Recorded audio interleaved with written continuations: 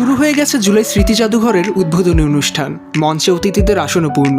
জাতীয় সঙ্গীত গাওয়ার পর পাঠ করা হচ্ছে পবিত্র আল কুরআন থেকে। এমন সময় ক্যামেরা চলে গেল দর্শক সারিতে। সেখানে দেখা গেল বসে আছেন ডক্টর মোহাম্মদ ইউনূস। ঠিক তখনই মঞ্চে বসে থাকা প্রধানমন্ত্রী তারেক রহমানের চোখ পড়ে তারই দিকে। বিষয়টি খেয়াল করে তিনি পাশের কর্মকর্তাদের সঙ্গে কথা বলেন। মুহূর্তেই শুরু হয় ছোট্ট এক প্রস্তুতি। কয়েক সেকেন্ডের মধ্যেই তার পাশে এনে রাখা হয় আরও একটি চেয়ার। এরপর প্রধানমন্ত্রী নিজেই ডক্টর ইউনূসকে কাছে ডেকে নিজের পাশের আসনে বসার আমন্ত্রণ জানান। দৃশ্যটি ছিল খুবই সাধারণ, কিন্তু তার বার্তাটি ছিল অসাধারণ। আজ বুধবার টেলিভিশনের সরাসরি সম্প্রচারে ধরা পড়া এই মুহূর্তটি অনেকেরই দৃষ্টি কেড়েছে। রাজনীতির অঙ্গনে যেখানে প্রায়ই সংঘাত, উত্তপ্ত বক্তব্য আর বিভক্তির চিত্রই বেশি দেখা যায়, সেখানে বর্তমান প্রধানমন্ত্রী ও দেশের সাবেক প্রধান উপদেষ্টার এই পারস্পরিক সম্মান যেন এক ভিন্ন রাজনৈতিক সংস্কৃতির আভাস দেয়। এর আগে সকালে জুলাই স্মৃতি জাদুঘরের উদ্বোধন করেন প্রধানমন্ত্রী তারেক রহমান। এই সময় তার সাথে ছিলেন ডক্টর মোহাম্মদ ইউনূসও। পরে পাশাপাশি ঘুরে দেখেন তিনি জাদুঘরের বিভিন্ন অংশ।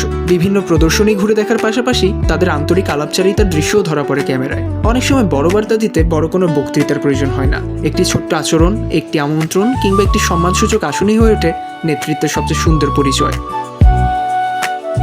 জুলাই স্মৃতি জাদুঘরের এই দৃশ্য তাই হয়তো শুধু একটি মুহূর্ত নয়, বাংলাদেশের রাজনৈতিক সংস্কৃতির জন্য এক নীরব বার্তা। প্রধানমন্ত্রী তারেক রহমান নিজের আচরণের মধ্য দিয়ে যেন মনে করিয়ে দিলেন, প্রতিপক্ষকে সম্মান জানাতে পারাও একজন নেতার নেতৃত্বেরই অংশ। দেশের রাজনৈতিক কর্মীদের জন্য এই দৃশ্য হতে পারে অনুসরণ করার মতো একটি ইতিবাচক উদাহরণ। ওমর ফারুক সাজ্জাদ, বাংলা টিভি।